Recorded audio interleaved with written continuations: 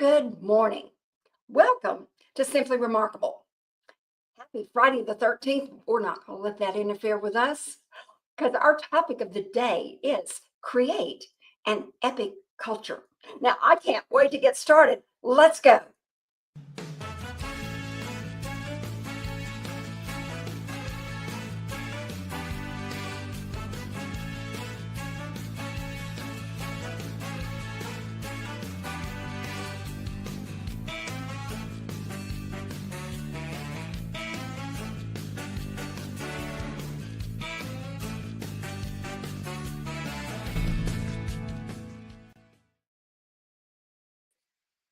Greetings to our live audience joining us today from X, YouTube, Facebook, and Instagram. Now, we look forward so much here at Remarkable to this weekly conversation so that you can get to meet and know personally our featured speaker today. You get to join in the conversation with us. We've got the chat line and we'll answer all your questions and just let us know you're there. We love to engage with our audiences. Now, today's featured guest is international motivational keynote speaker Daren Martin, known as the Culture Architect. He is a Wall Street Journal and US Today best-selling author, growth strategist, and performance coach. His mission is to learn about your culture, your business, your desired outcomes, and your most important asset, your people. He can help you reach your goals and desired outcomes with his doctorate degree in psychology. He knows how that he can help personally each group because people are his passion. Welcome, Daren. We're so glad to have you today. Thank you so much for coming. Now, I'm always excited to be with you, Sue. But where are you coming to us from today? I am coming from New Orleans. Woo. I've got my Saints coffee mug right here, so there you go. Spent many years in that beautiful city. Yeah. I love it. I love always conversing with Daren because I can remember the memories there. And Daren, this time goes by so fast, so we're just going to jump in today. Now, Daren, you have earned the title as the Culture Architect. Now, what does that mean? And how did you develop this framework to get that title? So I was advising and working with all sorts of businesses, Fortune 500, Fortune 50 to mom and pops. And I started noticing some very consistent themes about what was working and what wasn't working. And if I wasn't convinced before, I became convinced that culture is king. Culture's everything. And the thing is, every company has a culture, most of them not so good, by the way. But cultures happen either by default or by design, and most of them happen by default. So really the culture architecting moniker came about because of my work going into companies and helping them forge a path into how they can actually have a culture that is going to give them the kind of results that they're looking for, which of course is high employee engagement, et cetera, et cetera. That is so true and right. Culture is king. I've heard that many times, but it's really the truth. We've got to realize that. Yeah. Thank you for sharing that one more time. Yeah. And Yeah. Daren, you have a doctor's degree in psychology. Now, how does that give you unique insights into the workplace culture dynamics of today? Well, it gives me incredible insights into people because I am a student of people. I have been exposed to every major model, every major, theory, and I've always been sort of partial to what I call solution-focused type models rather than illness models. So that in its, actually serves me quite well because it puts me in a spot of not trying to just figure out what's wrong, but to figure out how do we make it right. The reality is, Sue, that only 16% of executives say their culture is where it needs to be. And then when you contrast that or compare that, to the fact that 85% of people say they either hate their job or strongly dislike their job, 15% global employee engagement rate, the numbers add up. only 16% of executives say our culture's where it needs to be, and then so many people going to work disgruntled or going simply to draw a paycheck. And when you think about the fact that a Harvard study showed years ago that if you get companies that get their culture right, see an increase over the next 10 years to their net profitability of 700 up to 756%. Now wrap your brain around that a little bit. What leader wouldn't be, chomping at the bit for that? And yet for many, many leaders, culture just takes a back seat to all the other more pressing things going on with the company. Wow, those stats are phenomenal. I mean, now we can see why even it flows down to the consumers and the clients. We can see that what's going on. Thank you for sharing that. And there's a lot of Absolutely. done, is what we're saying. Thanks, Janine, for joining us today. And she tells us uh, proactive models are key and culture is everything. So she agrees with you today that culture is king. It's everything. It's everything. Now, you just talked about that people are your passion.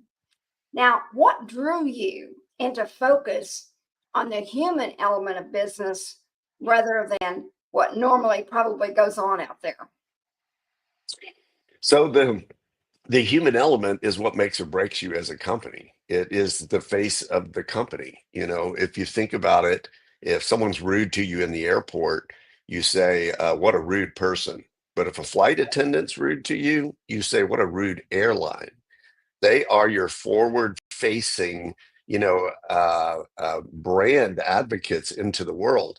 If you've ever walked into a store and the person that's checking you out or assisting you is like, oh, I can't wait, I get off in an hour kind of thing.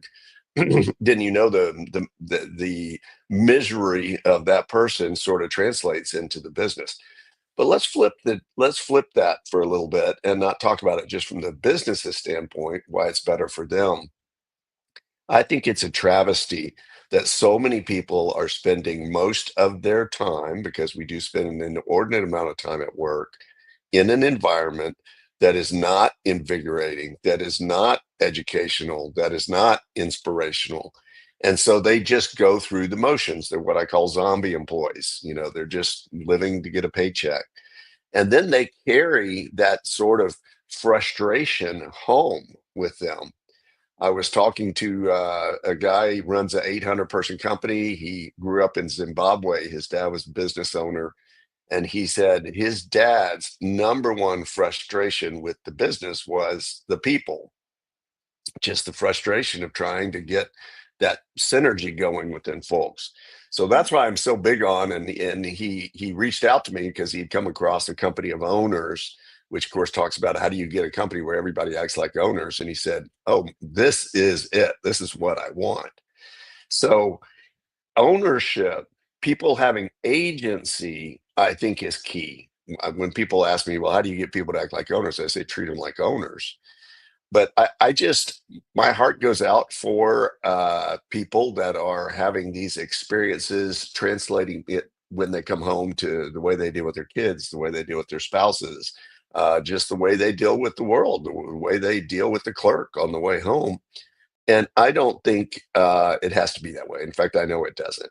Work can be a very joyful, vibrant place where people are thriving rather than diving. Exactly. This is what, is key. And Janine says you're doing great work. And yes, you are. We know that because everything's connected in here with people.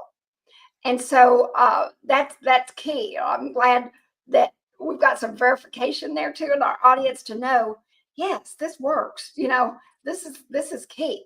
And you brought up your book, which, as you are, a Wall Street Journal and USA Today best-selling author, and we'll just talk about it. It's called A Company of Owners. Now, you notice it's a little different, right? I love it. Why did you come with this format? So I grew up being a fan of people like Tom Peters and Seth Godin and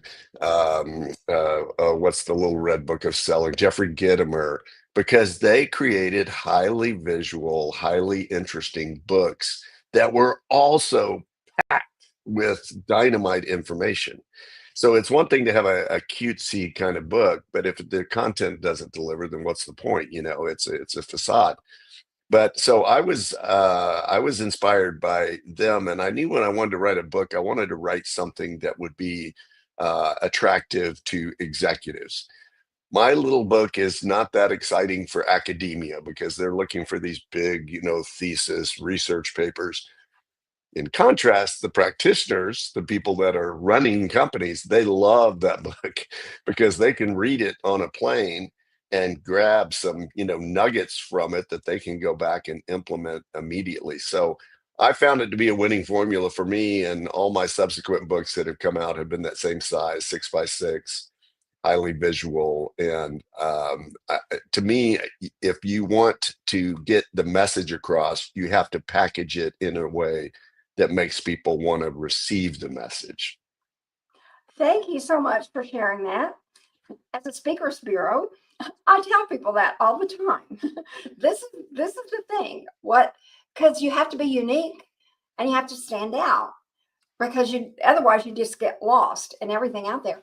And another one of your books that I really like, and people have said this, and I said, oh, this is so cool. It's called The Sink. Now look at this. Okay. It looks like how could anything be this this size and have, this is fabulous. It is awesome. And so I can see why you made the Wall Street Journal list. I can see why you made the USA Today list because that's what people are looking for. They're looking for simplicity. They're looking for in this fast, busy world. They need it easy. They need to be able to just grab it, and you So do that. Thank you for choosing that. Thank you. let, Thank you. let me get you a little inside secret about that book, The Sink, which is about leaving it better than you found it. It's based on a real life experience, but that book is 1,100 words long. You can read it in 12 to 13 minutes. But I had a hospital group. That's been my second biggest seller because the idea of leaving it better is so powerful. And I had a Nicholas Children's Hospital system and out of Miami that has purchased 8,000 copies of that book to give to their employees. Why? Because they want that idea to be contagious within the organization, but also because their employees who are not, maybe some of them aren't readers, they can read that book and it's not going to take them a long, commitment. See, that's it. Because you're right. They say we don't, a lot of people don't read, lots of books a year. Like I'm a reader, I'll read it all, but not everybody. So this is what draws us. This is what draws us. And thank you for sharing that. Do you have anything new coming out? So I should mention the follow up to a company of owners because people kept coming up to me saying, "This is great. You've inspired me. We need to start a company of owners. So how do we do it?" And so I came out with a follow up to it called Architecting a Company of Owners. And in that, I walked through the 4 C's of how to build a culture, which, we started the show with. Um, and basically, first of all, you have to call things by the right name. You got to be honest about what your true culture is. Many executives say, "Oh, we have a great culture," but you go talk to the people and they're like, "No way, it's not." So I always ask questions to companies like, what do we say we do that we don't do? What do we say we don't do that we actually do, right? So you got to call it by the right name. Then you got to craft it. You got to build out, this is what we want it to look like. Then, of course, you have to cast it and think, get right people on the bus and Jim Collins. And then the last thing is you have to cultivate it. So that was my book that kind of walked the process, further down the road. My new one, which I'm super excited about, is called Think Wow, Exceptional Customer Service. And this one is written in old school Batman, Superman comic book style. Think the wows and the pows and, it's got bright colors and, comic sort of imagery throughout it. And I can't wait for this one to see the light of day. It's getting close. So yeah, thank you for that. And then Sue, I've got at least 10 books in queue in various stages of development. I don't know what's happened. I just turned on the writing machine and I can't turn it off. People say writer's block. That's not my problem. My problem is too many things I want to put out. Well, that's great news. And you heard it here first. I love bringing on our speakers when they've got new things going and coming out. So think, wow, exceptional customer service. We can't wait. We can't wait because customer service is key now. And that's key to all of our businesses. So thank you for sharing the news here today. And we will get that out there. And so we'll be looking for it. And I did not have a copy of that other one because it has been requested. So that's why, I said, oh golly, I knew I had given We someone need to do you so a book upgrade. The Sync 1 2 that you held up, that's a little bit older cover. And we have it in hardback now. I think you're gonna love it. It's gorgeous. So oh, we're okay. gonna send you That we're would be gonna send great. you a little book package. And then I'd like to give a gift to all your listeners if that's okay. Sure. I've got a book that I wrote. It's very short. It's called An Evolution at Work, and it talks about the 10 things that need to happen for, the new culture world to emerge. And I think it's so potentially transformational that I've created a digital version of that people can just distribute. So I'm gonna get that to you, and however you do that. But if But people if it's digital, do you have a link? That's a really good question, Sue. Not yet, but let me work on that. That might Okay. be the So easier we have path. something coming to everybody. We will make sure because we have several ways we can do that for you. Okay, awesome. That To sounds get great. that out there because we do a lot of creative things here at Remarkable. So we'll make sure that everybody's going to get something. So be Yeah, watching how to get that. Thank you for sharing that. I love it when absolutely. we can give something. Well, that's a I love it. tribute to you just because I valued our friendship and relationship and all the input and advice you've given me over the years. So that's just a little gift to you and your listeners. We have that same relationship. We certainly love working with you and your team and your wife that works with you. And, it's just been a great relationship because that's what business is about. It's about relationships and, friendships and those kind of things. So thank you. Thank you. I appreciate that so much, so much. So And by you're the way, I should mention also, Sue, for everybody listening, some people are saying, "Well, I don't run a company," or, I'm just a family person. I just do, work on my family. Families, by the way, have cultures as well. They're very different from companies in many regards, but they still represent the life force that is either present or missing. And so keep that in mind really as you exist within your family. What is that culture like? Because that makes a big difference in people's lives as well. It does because my CFO is my husband on the other side of the phone listening Yeah, to us today. But yeah, uh, yeah, you have to determine because how you work together and all shows out to the public real easy. So, yeah, so that's key. Thanks for bringing that up because there's so many family-based businesses and so many uh, even large businesses, large companies that are family yeah. owned in the West. So it goes all through that. Thank you so much Stu, for sharing. That was not many great. people, not many people could do what we do, which is work directly 24/7 with our spouse. Elise is the CEO of our A lot of company, people said and they would never want to do that. They would never want to try that. I said, look, it's fabulous. It's yeah, fabulous. when it works, it works. It does. That's what, It does. But yeah, it's like anything else. You do have to work at it. yeah, You know, and you absolutely. have to have communication is key. We've learned that communication, communication. Now, let me ask you this.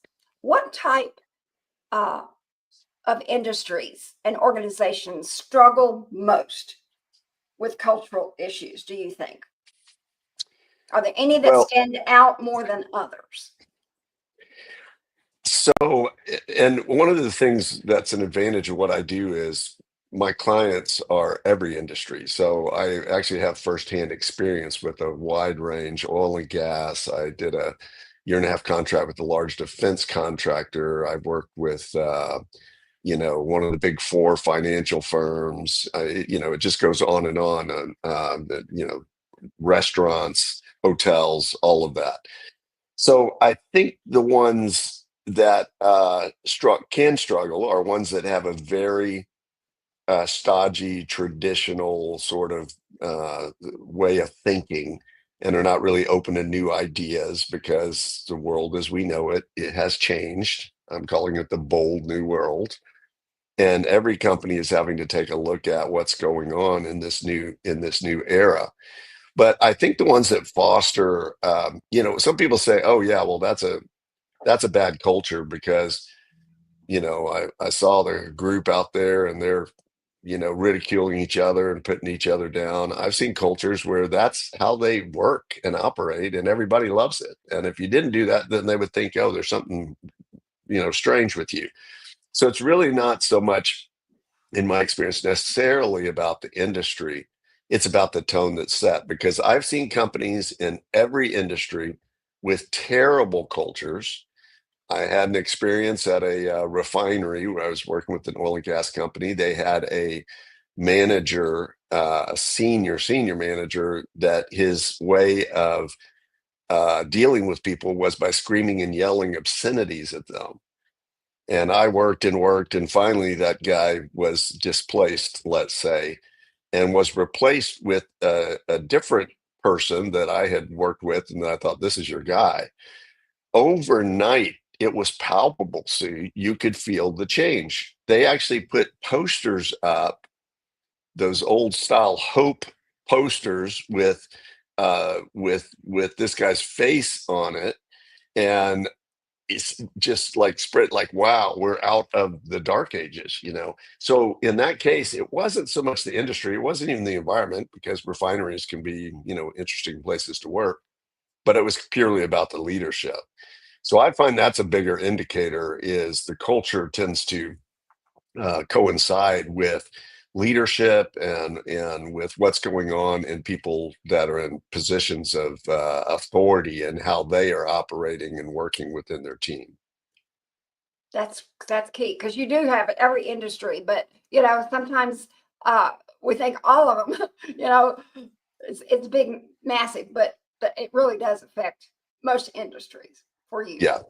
Now, one we're getting close down here, but what is the biggest cultural challenge that faces workplace today, and how has AI impacted the workplace?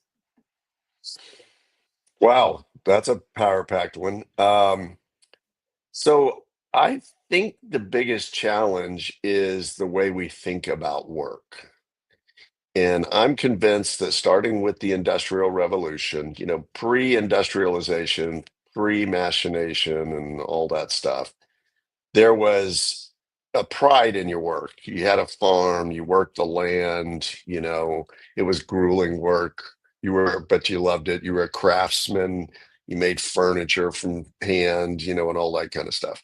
Once you introduce people going into a factory working, not doing the entire thing, because artisans and people before, if you're building a house, you're building the whole house.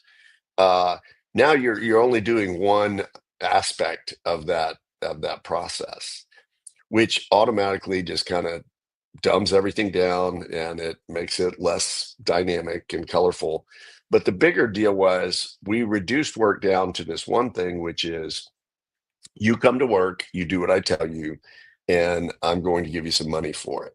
And that was it. Don't expect any more. So we get these young kids today saying, that's not enough for me. I want to have opportunity to progress, and I want to feel, like I have a say, and I want to be involved, and I want to, some of the us old geezers go, oh, shut up. That's not, why do you get paid? I had a guy tell me that. I've heard this so many times. Well, they get paid, don't they? Yes, dude, but that's just that's not cutting it. People want more out of the place where they spend most of their time. So now factor in AI and machine learning and all of this stuff that is coming at us faster than we could have ever even realized. And what you realize, what Seth Godin said years ago was completely true. If you go to a job and work in a job where somebody tells you what to do and you do it, prepare to be outsourced. Because anything that's a decision tree based job, if this, then that, accounting, some different things like that, it takes on a whole different level when a machine can do it. AI can read X-rays with more precision than I forget, an X-ray. I can't remember what they call them. There's a word for it. But so there's a lot of displacement that is starting to happen with jobs that are pretty predictable. I think what opportunity that creates is a world where we get to do the more creative stuff. We get to be, not digging the ditches, but dreaming up the roadmap. And to me, that can be an exciting world, but it is getting very bumpy as people are figuring out that, AI is taking over a lot of things that people have done before. Exactly. And you have to look at it, and I think leaders, and probably when you go into cultures, you probably have to, face that, that how are you going to roll that out? What is it, you know, and like Janine just said, connection to a larger purpose is key. That's it. We got to Mm. have a purpose, a reason. Uh, I even love that, today, Janine. That's great. Yeah. that's pretty key, and that's what you've been developing. That is key here. That is key. Now, Darren, like I said, this time goes by so fast. uh, in closing, what are you going to do today to be remarkable? Whoa, I love it. So I'm actually meeting with one of my team members right after this, and we're working on what exactly you requested for the book. I've got a company that gives a company of owners to every one of their employees, and they told me, we're bringing on 50 people a month. Two of them are last month were in the US. So they're mailing books, if you can imagine, to India. They get given out to company of owners. So we're working on a system where they can get those electronically. They can license them and get those electronically. So I'm excited about that. And I always love hanging out with Will. I'm actually going to spend some time working on some more books. Um, but the biggest thing I'm going to do, Sue, is one of my mantras is I amplify the inherent greatness in every person I meet. So when I finally do leave this house and go somewhere, I'm going to try to light people up with enthusiasm and just help make that encounter something that's empowering to them. And that's what brings joy to people. That's what Hmm. brings purpose and life. So thanks for doing that, because that's key. That's key. Wherever we go, whatever we do, to be there. Now, is there anything else you'd like to share with us today? Yes, I can't say enough about really taking a close look at your culture. If you're in a position of leadership, you got to get out of the suite and into the street and go find out how people are feeling, because generally they'll tell you if you ask and they don't feel threatened by it. Okay. Uh, but if you're an individual contributor, you have a culture of one, and you can start to make changes within your team, your group, by the way you act, the way you respond, the things that you do, and that can be your little gift to the world. Exactly. Okay, great. Thanks for sharing. And to our audience out there, what are you going to do today to be remarkable? Maybe you've learned something here today. Maybe you've heard something that you need to go check out. Take a look at your workplace. Maybe that's one thing that you can do. We'd love to hear that. What did you get out that you want to do today to be remarkable? Just leave us a comment, or you can contact us all over social media. We're everywhere, because we'd love to hear that. We'd love to hear that. And thanks so much, Darren, for joining us today. We wish for you a remarkable rest of 2025 and much success in helping create workplace cultures that thrive and engage people for success, because that's what it's all about. Thank you for what you're doing. Now, let me ask you, audience, those out there that are looking for a speaker, do you want one who is that's memorable, mesmerizing, and creates momentum? Do you need higher employee engagement, a culture that attracts and retains top talent, better teams, higher sales, customer service that wows? Do you want to create a company of owners or other objectives? I can tell you, Daren is the perfect choice for you. Contact us today. We are ready to send him your way. And you can call us here at our number. You can reach us at remarkablespeakersbureau.com. And remember, Daren books quickly and he's worldwide. So contact us right away.